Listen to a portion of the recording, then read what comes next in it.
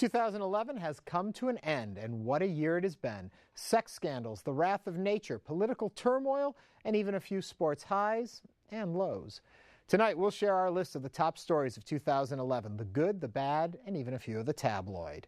We'll look behind the scenes at the stories and how they were reported, and see if those stories will still be around in 2012. Join us for a year in review. I'm Ernie Manous, and this is Houston 8.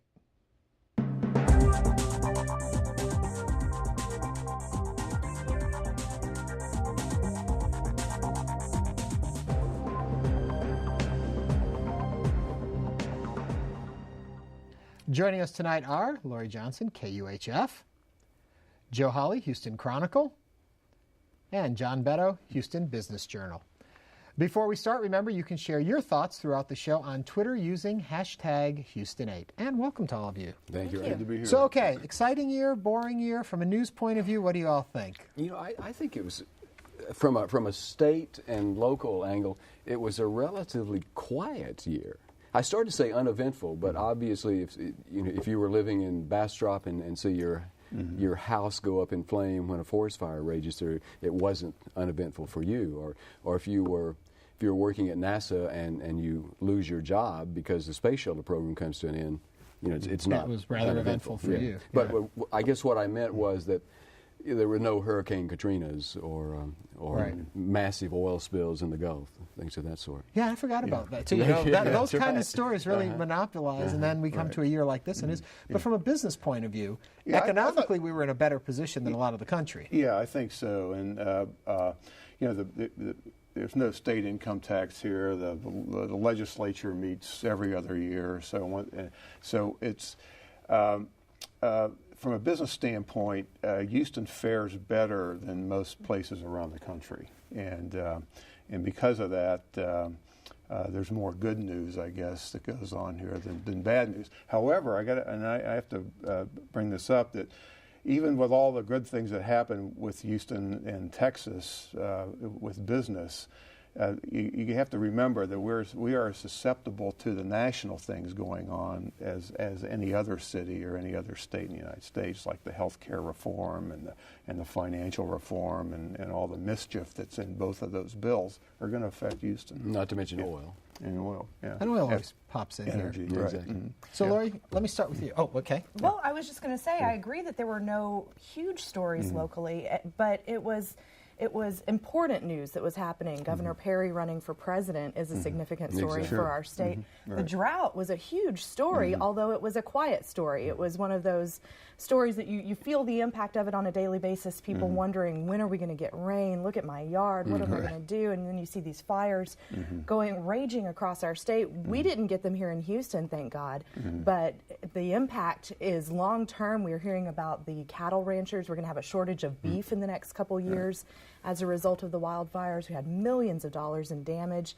So I think that there was significant news that happened. We just didn't feel it right here in Houston as much. Right. The interesting thing about the wildfires that I learned is the majority of them were not didn't occur naturally. The majority of them were set either by arson or carelessness or someone flicking a cigarette. In one case, a homeless man had a campfire that he forgot to put out or didn't put out entirely and left, and boom, several thousand acres So then, go up. taking into consideration what you've both just said, though, did we cover that story correctly? Should there have been more emphasis on the drought and the wildfires, or did we do what should have been done? What do you think, Joe? It's difficult to cover that story because it's not an immediate event. It's an insidious sort of thing. So how do you? 1 million plus acres burned this year.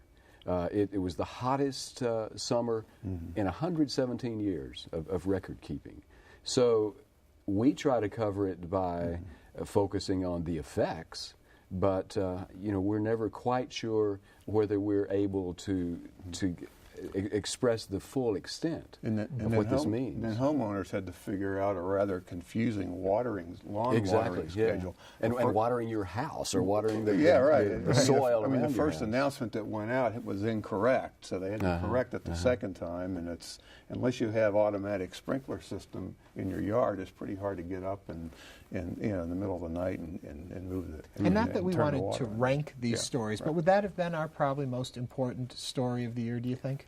That's the one that came to, when I started listing them. That's the one that came to mind first. Yeah. I think it had the most widespread impact. It had the most impact on the most people in Texas versus other stories that are interesting to certain groups. Right. But the drought affected everyone. And we mentioned in the open too. Will this have legs? Will we have another drought next year? Are we in a long period? Well, I'll tell you, I think as far as the vegetation and the trees, some trees may not look like they've been affected by the drought now, but another year or two, they could die off too. Run to Memorial Park, John. You'll see it. Yeah, right. Now you'll see it right now, and then and I look out my window in Memorial Park, and it looks like it's fall. It looked like it was fall in the middle of summer. But I think I don't think we're done with the drought. I think. Well, you know what? I think we are, because this isn't a drought show, so we're going to move on. Okay. School financing. You talk about stories that impact people. Thoughts on the school financing? It was a rough year for schools. It was a rough year, right? The year began with the legislature coming to Austin, facing a multi-billion-dollar budget shortfall, and schools were in the target. Those funding was going to be cut, and we're feeling the effects now. And there's still litigation on that right now. New litigation, too. A number of school districts have sued the state over this, saying that the so-called Robin Hood plan is unconstitutional, that schools are being forced to tax at the maximum property rate, and that amounts to a statewide income tax. These are issues that are still going to be coming up in the coming year that we're going to be hearing about for a long time. That brings to mind, when you say about people being taxed, I automatically jump to the drainage fee in Prop 1. Right. And that was a boondoggle by any kind of stretch either. I mean, it's money that was needed, but the way it was unfolded, presented, and then the audience, the voters, the citizens' reaction to it. Big story? Yeah. I think it was a big story. I think people understood the need for some sort of system to repair our streets and our roads. They understand that Houston is a city that floods very easily and that we have to take care of that. In the middle of a drought, we still flood. Right, exactly. Timing was very bad. Yes. Right. But at the same time, there was a lot of mixed messaging about what that fee would amount to. We kept hearing the number $5, Right. and forgetting that was actually, it's based on the square footage. It's a moving target. It was another mixed message from City Hall, just like the watering. But so then, did we fall down on our job? Could we have explained it better? Did we have access to know that these were not going to be $5? And did we try and get the message out and the audience didn't receive it, or what would you say? I think the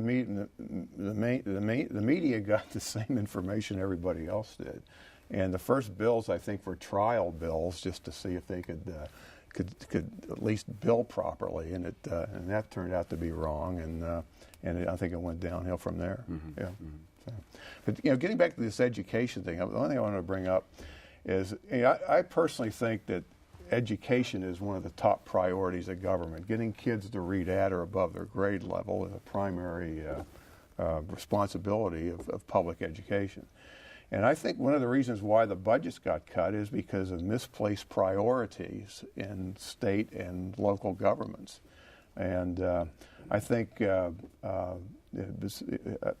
you look at the amount of public money that goes into stadium construction, for example, the amount of public money that goes into light rail and all these other things, I think our city government, our county government, the state government needs to prioritize, because there's only so much public money to go around, and sooner or later you're going to run out. Right. Which is what's happening. This was a choice. This was a choice that lawmakers made, based, I'm assuming, on what they thought the voters wanted.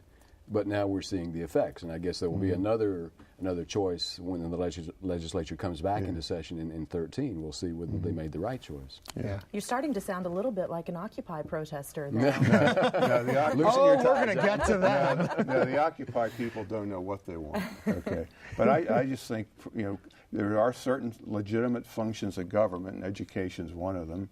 I'd say building stadiums is not one of them. I don't think. I think that should be a private sector thing.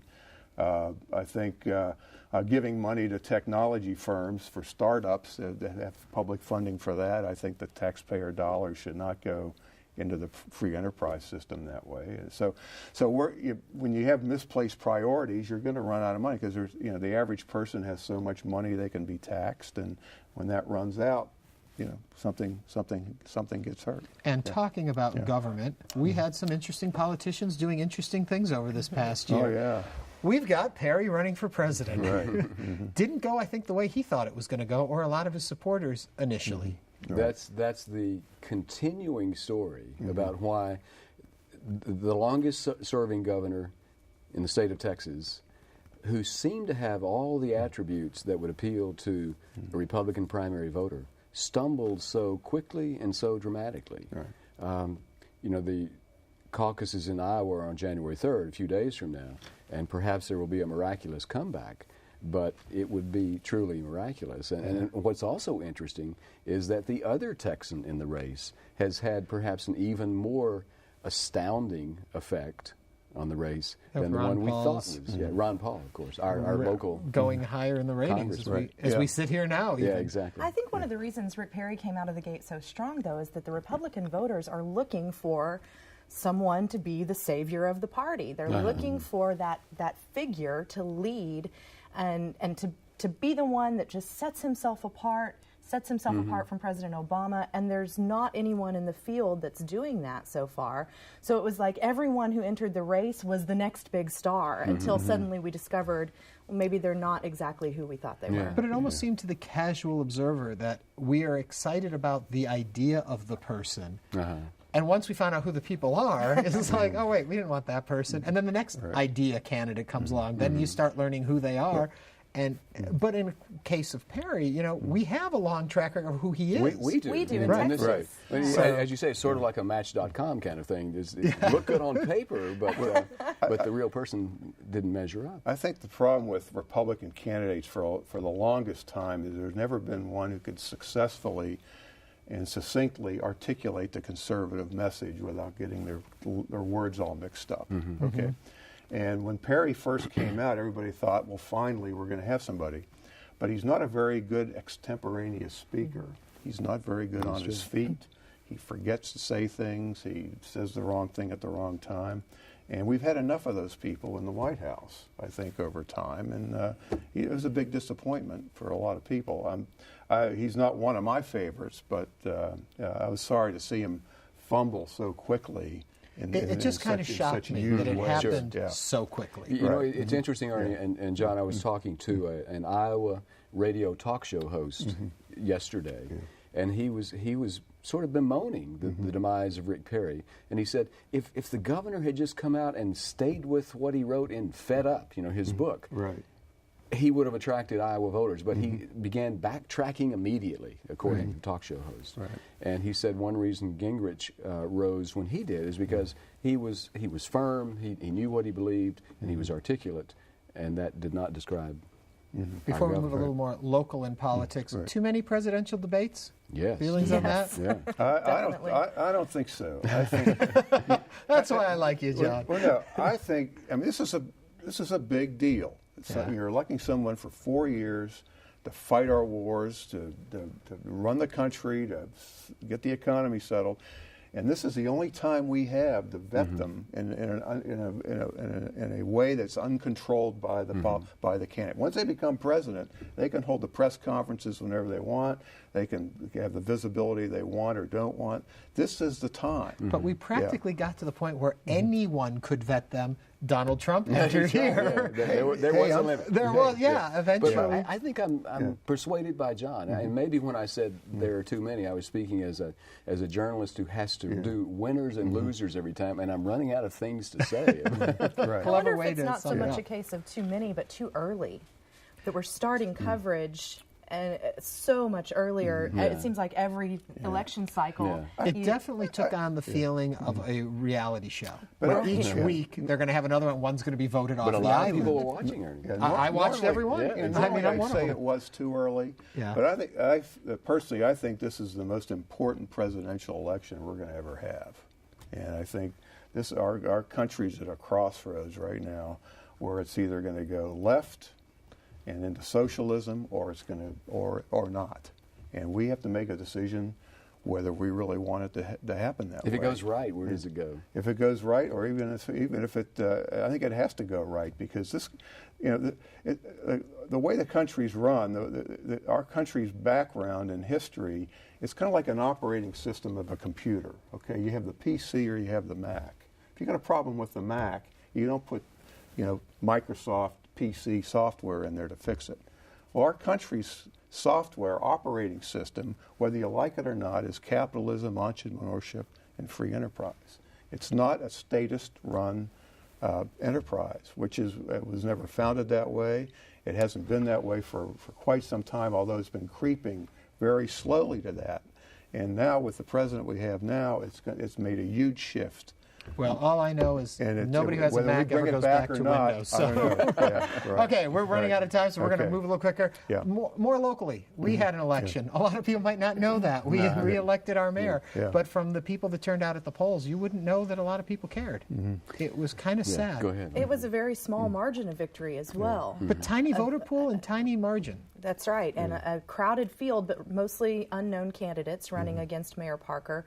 There was at one point a sort of a movement of just vote for someone other than Parker. There was a group of people who were just really upset with her over the drainage fee, the red light camera issue. They felt like she really fumbled that one, and just who have felt that her policies and her administration have not been effective.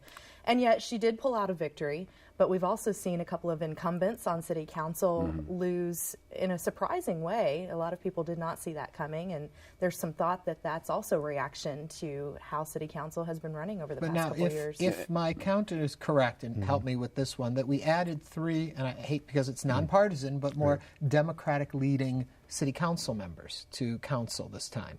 And so has council gone a little more liberal, or is it more conservative? What do you see for the future with what happened at city council seats? That's hard to say. Yeah, it really is. Will Parker have an easier time with this council?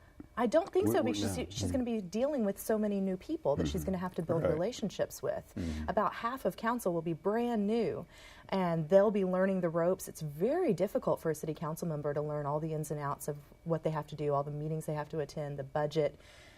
So she'll have to really start forming some coalitions on city council in order to get policies pushed through. Because her advantage is that she's been around City Hall for years, even before she was mayor. So. Yes, See, my problem is the story. The important part of that entire story is not who won or lost, but that low voter turnout. That I don't know how we can run a city move forward if people aren't participating in the process. I mean, that's an issue, Ernie, locally, statewide, nationally. Well, the elections are on off years, and I think that has something to do with it. But see, I even have a problem with that statement. They're on off years. When you have an election, it's an election, period. Hey, I agree with you. I'm just I want people to get out. way This is my message to all of you. Go out and vote when you have the opportunity. We have that freedom. We have that choice. And then you can complain about things. But if you don't vote, you can't complain. And the solution... You can complain, but you shouldn't. Well, the solution has to do with being involved throughout the year, not just on Election Day. Being involved with your city, your state. Yeah. Okay, moving on. Space shuttle ends. Going to be a big hit. We already mentioned that briefly at the top. 3,000, 4,000 jobs and lost. And thousands more, I think, among contractors as well. Yeah. But not to be misunderstood, space shuttle program ended. They're still doing work down there. True. Yeah, NASA is still moving forward. I don't think that the disappointment was the space shuttle program ended. That technology was pretty old, pretty outdated. What the crime of the whole thing is there's nothing to replace it. There's no big idea out there. There's no vision for NASA to carry that type of space exploration onto the next phase. So would you say that the possibility exists that Houston becomes an afterthought when it comes to space? Well, we were an afterthought on the shuttle district. We sure were. That's right. New York got our. Washington D.C. You see was the that Smithsonian really as big a story as it became? That we didn't get one of the shuttles to put in the park. It was a slight. It was meant to be a slight. It was political and a slight to Texas, and from a Democratic administration. In the long-term scheme of things, is it going to really matter? No. But it was a poke in the eye. Talking about things, will they matter in the long term? The Occupy movement I mean, we've got it going on right here. We've got a Houston. We're going to be looking at it next week on this show. There's 10 people down on Main Street or something. It's not a very big deal here. And it's kind of getting quieter in some cities. But will it amount to anything? What do you think? I think it amounts to something, even if there are only 10 in Houston, it amounts to something to the extent that it has begun to affect the agenda, both for the presidential race and for politics in general. It's raised issues that might not have been raised otherwise. I think the major issue that we've been hearing over and over again is that the Occupy protesters need to coalesce around a cause, that they're too spread out. You hear them even in their protests. They list everything from nuclear waste to the war to legalizing marijuana. It's so all over the place that it's hard to get a specific message of what they want to accomplish. Right. But simply the fact that they are gathering for change,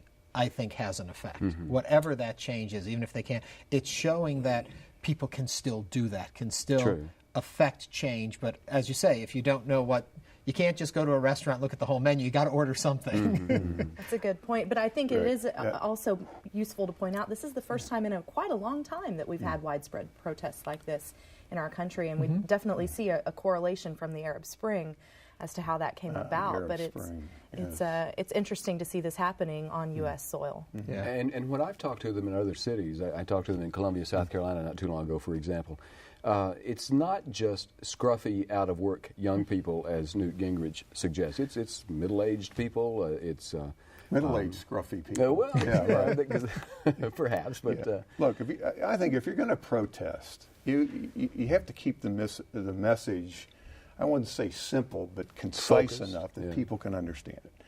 And these people have exhibited very poor salesmanship in trying to get their point across. I mean, they've destroyed property. They've occupied. That park across the street from that building in New York City. I mean, they did not do a very good job in keeping it clean or safe, even. And so the presentation, in other words, really muddled whatever message they were trying to get across, and I think it hurt them. And as I'll mention a little bit, that's going to be our topic on next week's show. Okay, right. But when you talk about national stories, and a national story that brought Houston back into focus, kind of like us getting slighted without a space shuttle, but this one a better story, Congresswoman Giffords. You know, the incident that happened with her and all that, but then her rehab happening in Houston put us right up on the map, and actually was probably quite a boon for the medical center, too. I would think so, Thoughts on that story? Yeah. Just, I forgot until I reread that this happened in January. This is, in a way, a long time ago, and it reminds you of how long her road back is going to be, and Houston is where it's happening. And the benefit for Houston for the story? I think attention to the Texas Medical Center is a great thing, and the fact that she's made such a great recovery, and we've seen that happening. I mean, people just really warmed to her and felt for her through this whole ordeal, and her husband being an astronaut with NASA, you know, having those Houston ties was important for our city to be able to be part of her healing process. Yeah. A story that takes a slightly different turn on it, too, is the daycare deaths. And I'll let you, Lori, talk about that a little bit. Well, that was just such a sad story. I mean, it was shocking. It was horrifying. And we kept hearing more and more coming out about, you know, at first thinking... and remind folks, for those who don't know the story. These children inside a home daycare died in a fire, 4 children, and Jessica Tata, the woman who was taking care of them, at first we hear about her trying to run in and pull them out, and then later on all this information comes out that she wasn't even there at the time, and that she left something cooking on the stove, and that's how the fire started, and the story just got worse and worse. And then she flees to Nigeria. Yes, it was very upsetting for our community. As tragic a story as it is, Joe, it does give us the opportunity to learn from that. It helps parents, I would think, with choice in daycare. Now, it brings attention back to a situation that could be difficult. You know, Ernie, we were talking earlier about choices that the legislature made, and this reminds you that there are all kind of social needs, whether it's kids or whether it's elderly people who need some care and attention, and we ignore those needs at our risk. City Council actually passed an ordinance. I don't know how enforceable it is. It remains to be seen. But they passed an ordinance requiring more inspections of home daycares and certain training and items that have to be checked, and training for HFD who will do the inspections. So there was actually a result of that incident. Yeah.